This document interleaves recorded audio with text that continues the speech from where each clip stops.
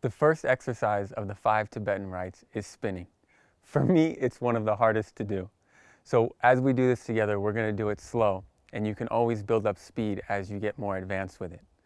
The best thing to do is to keep an eye of reference as you start to rotate around so you don't lose yourself and get dizzy. You're going to place one palm down and one palm up towards the sky. From here, we're going to spin in a circle.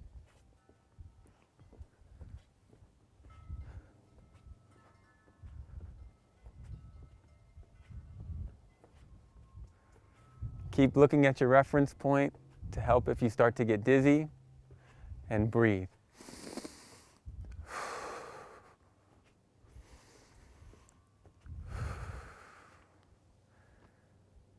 Spinning.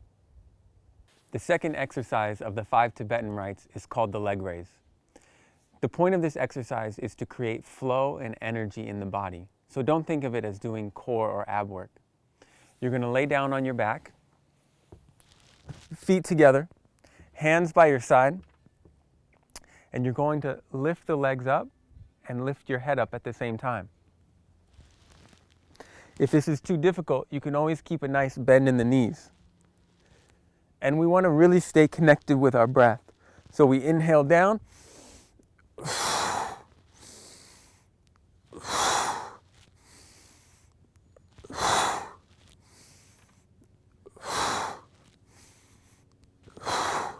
The importance is to really keep the flow going, to really build up the energy.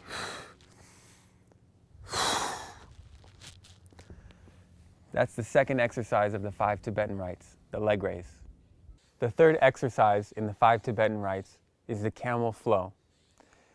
This exercise is really good for opening the heart, for nourishing the kidneys, and creating mobility in the spine. When I start to demonstrate, you're going to see how I flow through it. So see if you can follow what I do and articulate the spine as you move, instead of staying stiff and rigid. Also, it's important to flow with your breath. So you're going to inhale during one part of the movement and exhale during the other. So I'll show you now.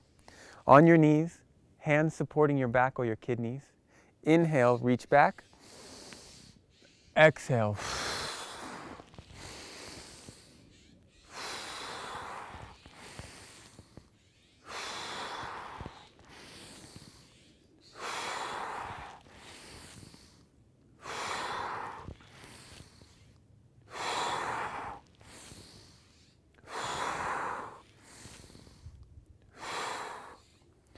So work to create this flow with the body, opening up the spine and moving with your breath. The fourth exercise of the 5 Tibetan rites is the table flow exercise. What I like about this exercise is that it gets us into a position that we don't normally find ourselves during the day. By placing our hands on the floor and working our exterior chain, we start to oxygenate the body. So again, make sure that you're moving through the flow, following your breath, and stay fluid as you move. So I'm going to demonstrate. Hands are going to come onto the floor, fingers facing your feet, feet down. Inhale, lift up. Let the head drop back. Exhale, slide back. Inhale.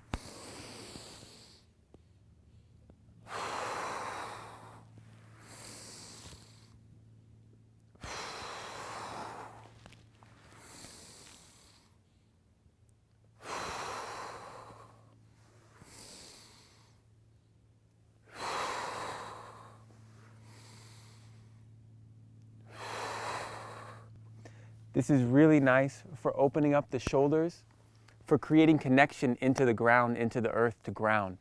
It's a great reset. The fifth and last exercise of the 5 Tibetan rites is the up dog, down dog flow. This is really nice for creating connection between the mind and body, oxygenating the blood, and just creating a nice energy throughout. So what we're going to do is we're going to start with your hands on the floor and your feet in push-up position. From here, you're going to lift your hips up and back, inhaling. Exhale, come forward, drop your hips, lift up just a little bit. Back, inhale. Exhale.